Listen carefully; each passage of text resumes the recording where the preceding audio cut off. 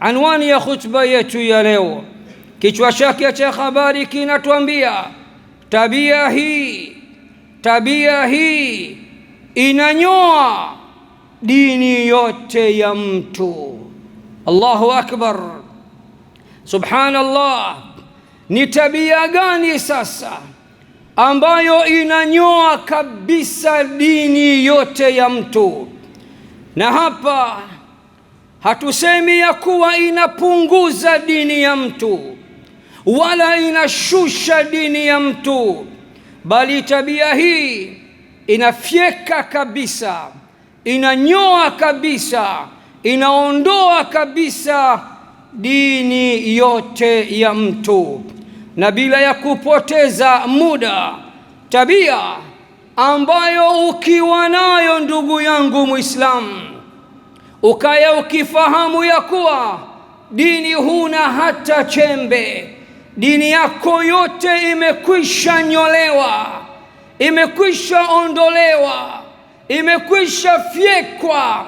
Na tabia hii nayo ni tabia ya chuki.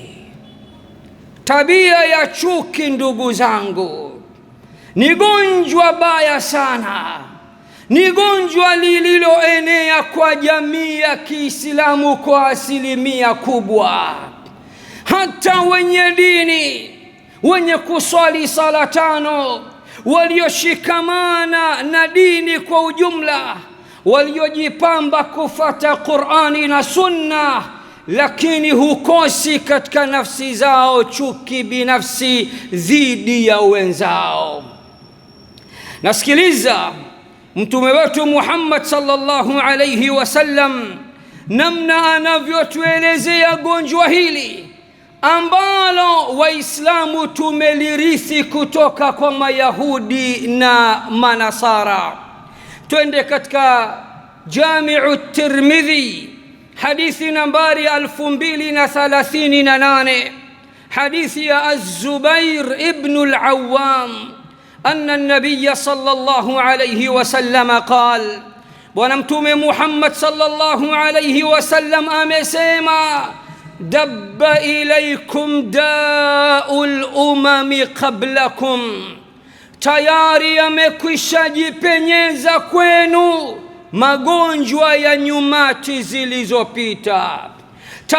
Tayari mmekwisha athirika na magonjwa ya nyumati zilizopita.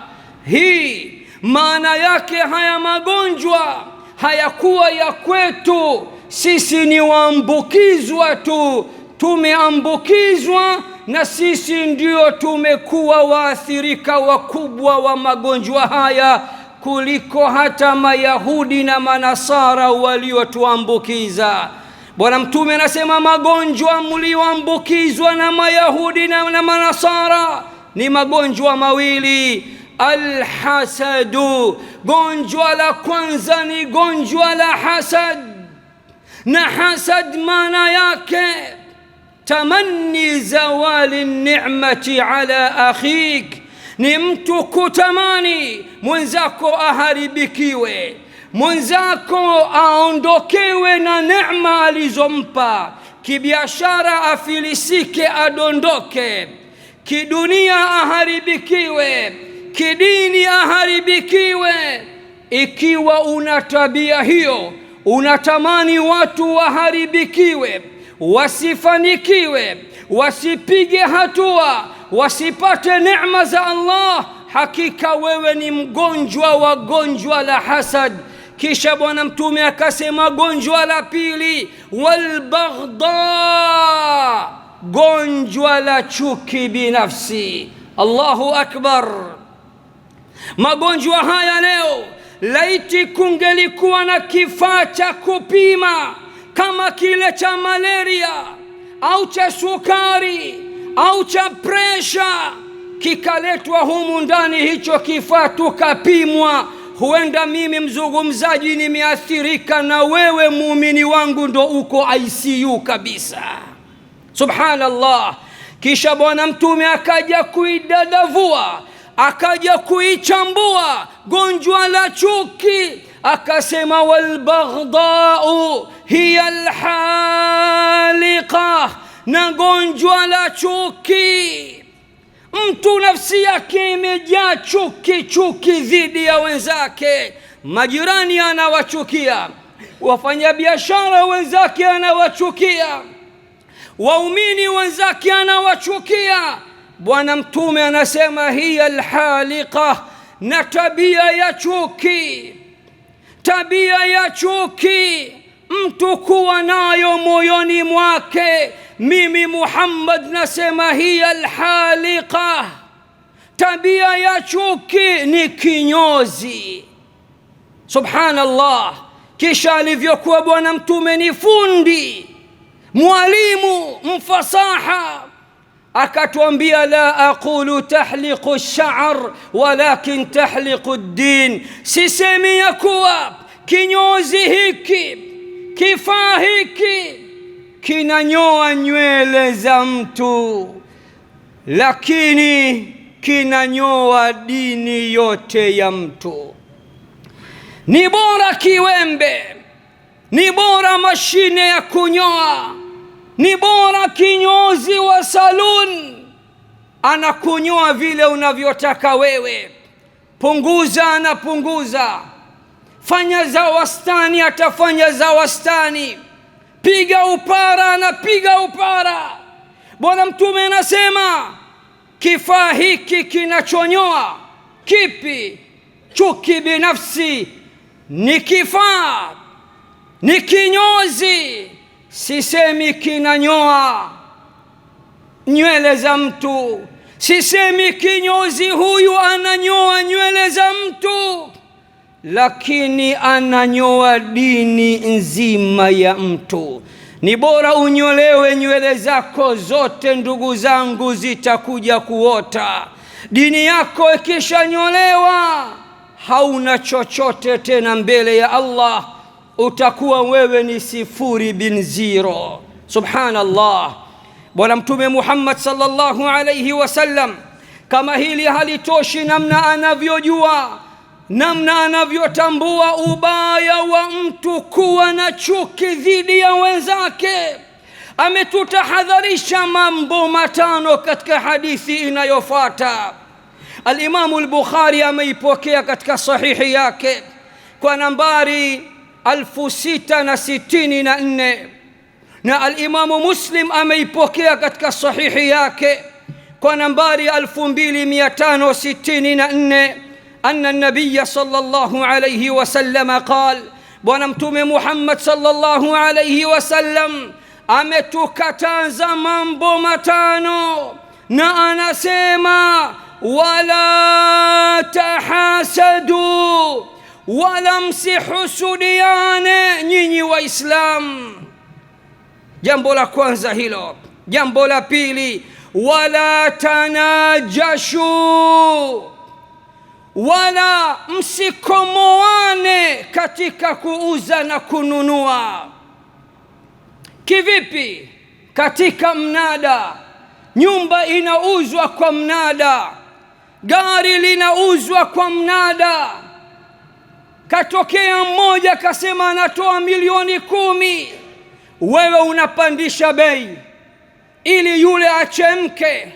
Unajua hana uwezo wa kuogelea katika maji haya marefu, utasema mimi natoa 20. Anaanza kuvuta pumzi, mimi naongeza 21. Unasema mimi nafanya 31. Hatimaye mwenzako anachemka, hawezi tena kununua. Bwana Mtume anasema wala msifanye hivyo. Ama jambo la tatu, Bwana Mtume anasema wala tabaghadu, wala msichukiane enyi Waislamu. Leo Waislamu ndo wanaongoza kwa kuchukiana, na ndio maana tuko nyuma kidini na kidunia. Angalieni Wakristo wamepiga hatua, wakitoa tamko kweli kweli katika nchi na duniani kwa ujumla. Sisi na wingi wetu sawa na povu la bahari. Nini tatizo? Sisi ndiyo tatizo. Hatupendani, tunachukiana, tunamaindiana, tunahusudiana, tunaombeana kila la shari. Leo adui wa Muislamu ni Muislamu. Muislamu. Leo anayempiga vita Muislamu ni Muislamu. Leo anayemtakia Muislamu aharibikiwe, apate magonjwa, afilie mbali ni Muislamu. Subhanallah. Bwana Mtume katika mambo matano aliyotukataza, jambo la tatu anasema wala tabaghadu, wala msichukiane enyi umma wangu. Jambo la nne akasema wala tadabaru, wala msipeane migongo, msikate udugu uliopo baina yenu, msifarakiane. Jambo la tano akasema wala yabi' ba'dukum ala bai'i ba'din, wala mmoja wenu asithubutu kununua bidhaa ambayo tayari amekwisha uziwa ndugu yake. Leo wafanya biashara wengi wa Kiislamu, biashara zao hazipo kama alivyoelekeza Bwana Mtume Muhammad. Katika kununua na katika kuuza tunamuasi Bwana Mtume Muhammad sallallahu alayhi wasallam. Mfano mmoja mdogo tu, wala mmoja wenu asinunue na asiuze biashara ambayo tayari amekwisha uziwa mwenzake. Unakwenda dukani, amekuja fulani amekwambia nataka hichi kifaa, kwa roho mbaya unamuuzia ngapi? Laki. Mimi nakupa 1,500,000 ili akose yule. Haya yapo ndugu zangu katika biashara zetu, na hili Bwana Mtume amelikataza. Kisha Bwana Mtume anasema wakunu ibadallahi ikhwana, umma wangu, wafuasi wangu, kuweni waja wa Allah walio ndugu, kuweni pamoja, kuweni ndugu wamoja. Kisha Bwana Mtume sallallahu alayhi wasallam akaeleza uzito wa udugu katika Uislamu, akasema almuslimu akhul muslim, Muislam ndugu yake Muislam. La yadhlimuhu, hatakiwi amdhulumu, wala yakhdhuluhu, hatakiwi ambwage, amtupe mkono, amwache, bali anatakiwa asimame naye katika kheri na katika shari. Wala yakdhibuhu, na wala hatakiwi amkadhibishe au amdanganye. Wala yahqiruhu, wala hatakiwi amdharau Muislamu mwenzake. Attaqwa hahuna, uchamungu uko humu. Attaqwa hahuna, uchamungu uko huku. وأشار إلى صدره الشريف 3 مرات, huku anaelekeza mkono wake anasema uchamungu uko moyoni, uchamungu uko moyoni. بحسب امرئ من الشر أن يحقر أخاه المسلم, mtu anatosha kabisa kuandikwa mshari, mfanya shari, mchuma madhambi ikiwa atamdharau Muislamu mwenzake. Kullu almuslimi ala almuslimi haramun, kila Muislam juu ya Muislamu mwenzake mambo matatu ni haramu kwake. Damuhu, ni haramu Muislamu amwage damu ya Muislamu mwenzake. Wa maluhu, ni haramu Muislam kudhulumu mali ya Muislamu mwenzake. Wa irduhu, ni haramu Muislam kuvunja heshima ya Muislamu mwenzake. Maneno haya Bwana Mtume sallallahu alayhi wasallam anayasema katika hija yake ya kuaga, lakini bahati mbaya ummati wake hatuna masikio ya kusikiliza maneno ya Mtume Muhammad. Ndugu zangu, udugu uko aina mbili. Udugu uko aina mbili: udugu wa kinasaba, udugu wa kidamu, na udugu wa kidini. Udugu wa kinasaba, udugu wa kidamu, jiwe lake la msingi lipo hapa ardhini. Mwanamke huyu na mwanaume huyu ndio wameunga udugu, wameoana, wakapatikana watoto, wanaitwa ndugu baba mmoja mama mmoja. Ndugu wa mama wanaitwa wajomba, mama wadogo. Ndugu wa baba wanaitwa maammi, baba wakubwa, baba wadogo. Ni udugu ambao connection yake imetoka hapa duniani, lakini kuna udugu ambao jiwe lake la msingi lipo mbinguni. Ni udugu gani na kipi na ni yapi? Aqulu ma tasma'un wa astaghfirullah li wa lakum fastaghfiruhu innahu huwal ghafurur rahim wa huwal barrul karim. Ni udugu upi sasa ambao connection yake imetokea mbinguni, jiwe lake la msingi limetokea mbinguni, foundation yake ipo mbinguni? Al-ukhuwatu fi ddin, udugu katika dini ni mkubwa zaidi kuliko hata udugu katika ukoo wala nasaba. Yaqulu al-ulama, maulama wanatuambia al-ukhuwatu fi ddin aqwa min al-ukhuwati fi nasab. Udugu katika dini una nguvu zaidi mbele ya Allah kuliko hata udugu wa kinasaba au wa kiuko. Qala ta'ala, Allah anasema katika suratul Hujurat, innamal mu'minuna ikhwah, innamal mu'minuna ikhwah, hakika si vinginevyo waumini ni ndugu, waislamu ni ndugu. Nani anayethibitisha udugu baina ya waislamu? Ni Allah. Wapi jiwe la msingi la udugu baina ya waislamu? Jiwe la msingi lipo mbinguni, ndugu zangu. Falimadha alkarahiyatu idhan, kwa nini sasa tuchukiane? Walimadha alhasadu idhan, kwa nini tuhusudiane? Walimadha alhiqd, kwa nini sasa tuwekeane vifundo katika nafsi zetu na katika mioyo yetu, wakati sisi ni ndugu? Udugu ambao Mola wetu mtukufu ndiye aliyeuunda, aliyeutengeneza kutoka mbingu ya saba.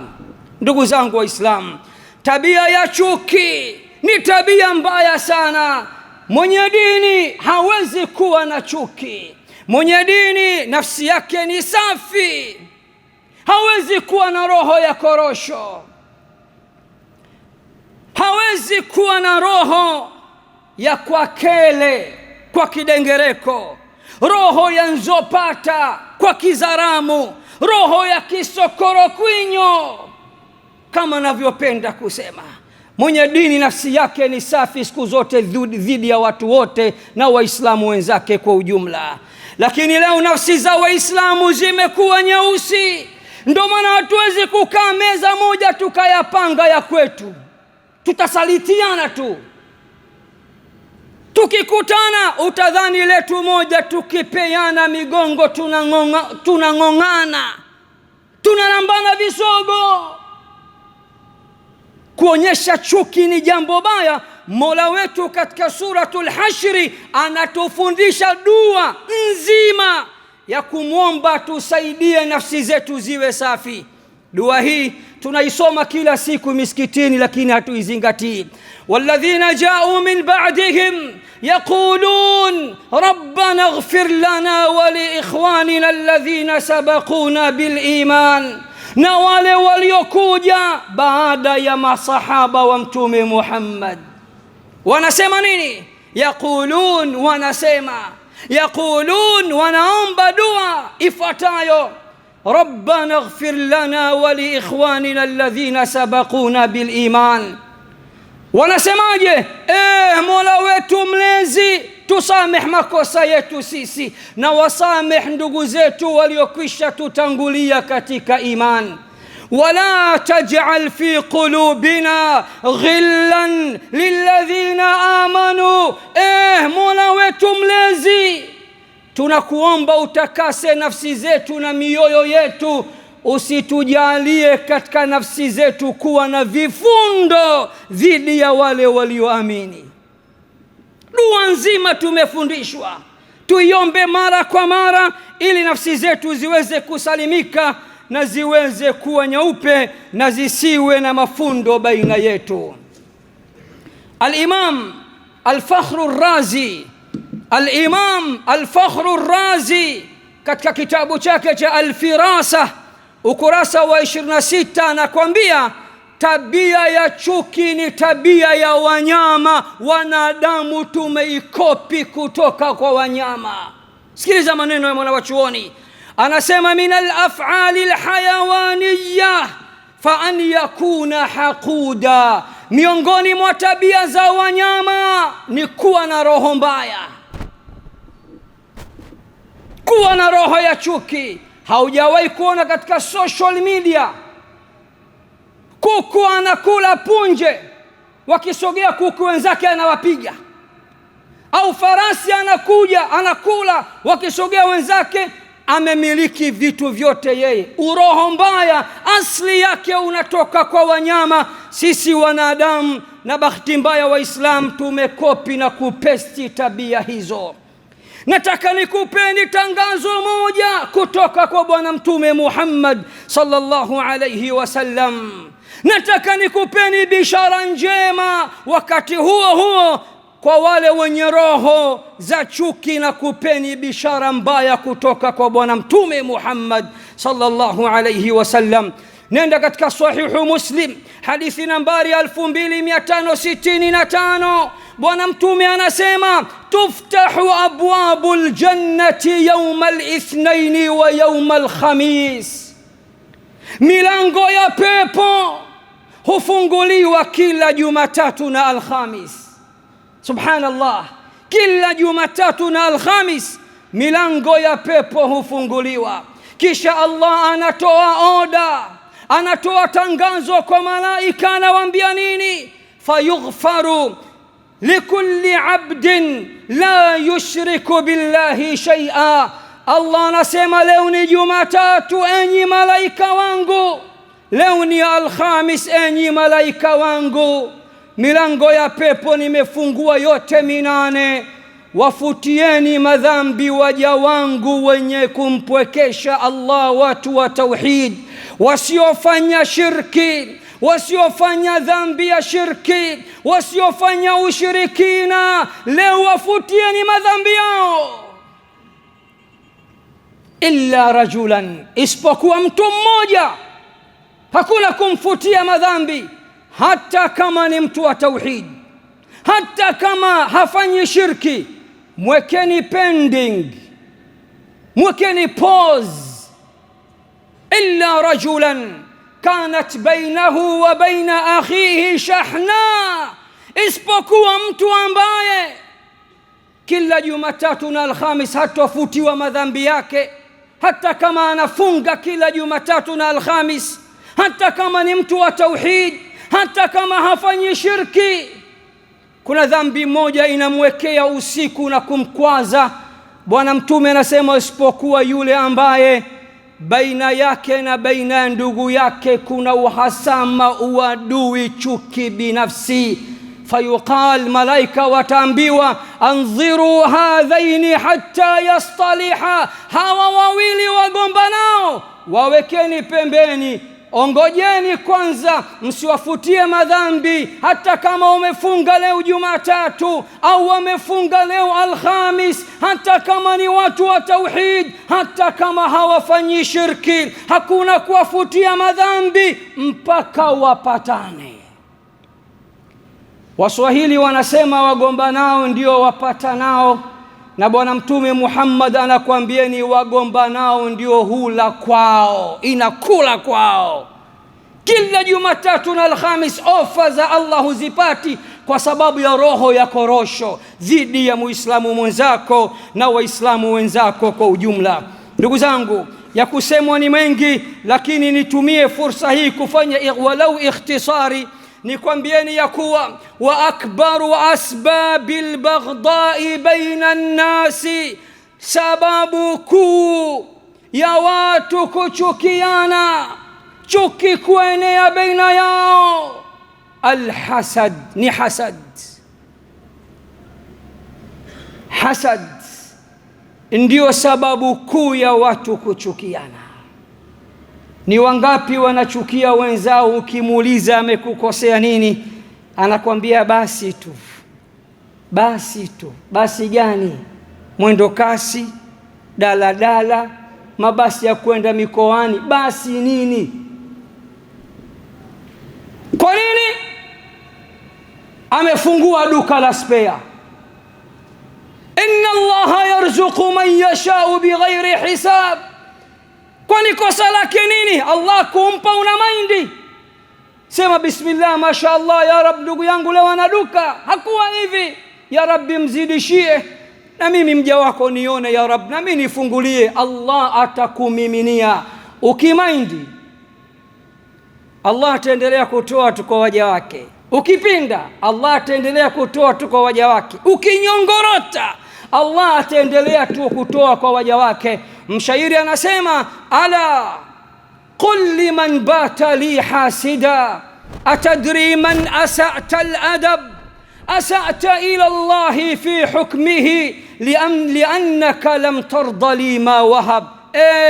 Waambie walionikalia kiuhasidi uhasidi, hivi mnajua nani mnamkosea adabu? Mnamkosea Allah adabu kwa sababu mnaingilia katika hukumu yake na mipango yake. Mnaonyesha kutoridhika na migao ya Allah, Allah anavyogawa kwa waja wake. Hasidi mgomvi wake wa kwanza ni Allah. Ni kama unaingilia hukumu za Allah na mipango ya Allah. Kwa nini kampa? Kwa nini kampa mke? Kwa nini kapata mtoto wa kiume? Kwa nini ana kizazi anazaa sana? Kwa nini? Kwa nini? Mgomvi wako wa kwanza ni Allah, kwa sababu Allah anakuambia unaniingilia kwenye mipango yangu. Una maindi mimi nikiwapa waja wangu. Tuondoe nafsi hizi ndugu zangu Waislamu, hazitotusaidia chochote mbele ya Allah subhanahu wa ta'ala. Khutba yangu nataka nihitimishe na hadithi mbili za Bwana Mtume Muhammad sallallahu alayhi wasallam, hadithi nzito kweli kweli. Hadithi ya kwanza ameipokea al-Imamu Ibn Majah katika sahihi yake kwa nambari 4216. Masahaba walimuuliza Bwana Mtume Muhammad sallallahu alayhi wasallam siku moja, ayu nnasi afdal, ayu nnasi afdal. Mtume wa Allah, tupashe, tukhabarishe, tufaidishe, tuambie ni mtu gani ni mbora wa watu. Hapa nikikuulizeni nani anatamani kuwa mbora mbele ya Allah, nyote mtanyanyua mikono.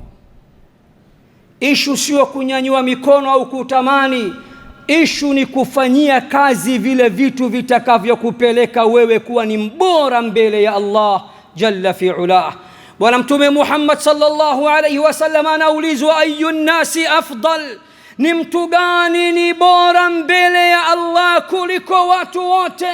Sikiliza Mtume anasemaje. Anasema, kullu mahmumil qalbi saduqil lisan. Mtu bora mbele ya Allah wa kwanza ni yule ambaye moyo wake ni mahmum na ulimi wake ni msema kweli, hasemi uongo. Moyo ni mahmum na ulimi ni mkweli. Masahaba wakasema, saduqul lisani na'rifuhu ya Rasulullah, fama mahmumul qalbi. Huyu mwenye kusema ukweli tumeshajua maana yake. Mahmumul qalbi ni nani ewe Mtume wa Allah? Sikiliza, Bwana Mtume sallallahu alayhi wasallam anamwaga sifa sita za mtu mwenye roho safi, moyo mtukufu, mtakatifu, moyo wa watu wa peponi, mbora mbele ya Allah na mbora mbele ya viumbe wa Allah. Anajulikana mbinguni, anajulikana duniani. Kuna mastaa leo duniani wanajulikana, mbinguni hawajulikani. Rubba mashhurin fil ardi majhulin fis samaa. Huenda mtu akawa staa duniani, mbinguni malaika hawamjui wala hawana habari naye. Sasa ni nani mwenye huyo mwenye moyo wenye sifa za aina sita? Bwana Mtume akasema, mbora wa watu mwenye moyo mahmum ni yupi? Sasa huwa taqiyu. Mosi ni yule mwenye moyo uliojaa ndani yake ucha Mungu. Pili, an-naqiyu ni yule ambaye moyo wake ni msafi, ni mweupe, hana chochote cha hata chembe katika vitu vibaya. Tatu, la isma fihi, moyo wake haujajaa madhambi. Nne, wala baghya, moyo wake haujui dhulma, hauna dhulma, hajawahi kudhulumu. Tano, wala ghilla, moyo wake hauna vifundo, haujapinda, roho ya korosho hana. Sita, wala hasada, moyo wake haujui hasad. Na tumesema husda, hasad maana yake ni kutamani watu wenzako waharibikiwe, wasifanikiwe.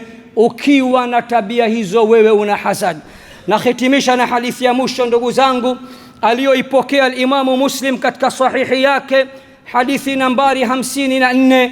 Bwana Mtume sallallahu alayhi wasallam anasema, walladhi nafsi biyadihi, ninaapa kwa yule ambaye nafsi yangu mimi ipo mikononi mwake, la tadkhulu aljannata hatta tu'minu, hamtoingia peponi mpaka muamini, wala tu'minu hatta tahabbu, na hamtoamini, imani yenu haiwezi kukamilika, hamwezi kufikia daraja la kuwa waumini wa kweli mpaka mupendane. Ukimwona muislamu hampendi muislamu mwenzake, tatizo hana imani iliyokamilika. Wengi wetu ni waislamu lakini sio waumini. Tupendane waislamu, tuthaminiane waislamu, tutakase nafsi zetu waislamu, tupambane na nafsi zetu waislamu, tuondoe roho za chuki, tuondoe roho za kisokoro kwinyo, roho za kwakele, roho za nzopata, na tujue kwamba haya ni maisha, na anayegawa maisha ni Allah subhanahu wa ta'ala. Na mwisho wa siku atakayekuja siku ya kiyama akaibuka kidedea mshindi na mtu wa peponi ni yule atakayekuja hali ya kuwa moyo wake umesalimika, illa man ata Allah biqalbin salim. Atakayefuzu siku ya kiyama na akaingia peponi ni yule ambaye atakuja kwa Allah ili hali moyo wake uko msafi na umesalimika. Kuanzia leo tusafishe nafsi zetu, mioyo yetu, tupendane, tusichukiane kwa maslahi ya dini yetu, tusukume gurudumu la Uislamu mbele kwa mbele. Tutakuja kuulizwa siku ya kiyama, mmoja mmoja atasimamishwa katika mahakama ya Allah na tutaulizwa juu ya Uislamu. Tumeufanyia nini? Tumeuchangia nini? Waislamu wenzio uliwafanya nini? Uliwachangia nini? Waislamu wenzako uliwasupport, uliwapenda au uliwachukia au uliwapiga vita? Waqifuhum innahum mas'ulun. Allah atawaambia malaika leo, wasimamisheni mmoja mmoja mbele yangu, hakika yao ni wenye kuulizwa. Kwa kumalizia, hakuna jaji atakayekuuliza, ni mtu mbili tu, wewe na Allah, uso kwa macho.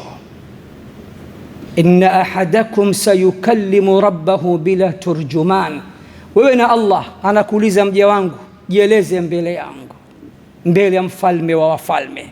Atakuhisabia matendo yako na kukuuliza juu ya Uislamu. Kwa nini ulikuwa unasuasua na wewe ulikwepo, na ulikuwa una nguvu, una akili, una mali, hukufanya chochote, badala yake ulijiingiza kwenye migogoro na chuki na wenzako. Namwomba Allah atakase nafsi zetu na atakase mioyo yetu, atujalie waislamu tuwe waumini wa kweli, atujalie waislamu tuwe na imani ya kweli, atujalie waislamu tuwe wenye kupendana, na asitujalie waislamu kwa wenye kuchukiana. Allahumma ij'al jam'ana hadha jam'an marhuma waj'al tafarruqahu min ba'dihi tafarruqan ma'suma. Aslih dhata baynina wa alif bayna qulubina. Allahumma salli wa sallim ala sayyidina Muhammadin wa ala ali Muhammad kama sallaita ala Ibrahim wa ala ali Ibrahim innaka Hamidun Majid. Wa barik Allahumma ala Muhammadin wa ala ali Muhammad كما باركت على إبراهيم وعلى آل إبراهيم في العالمين إنك حميد مجيد. سبحان ربك رب العزة عما يصفون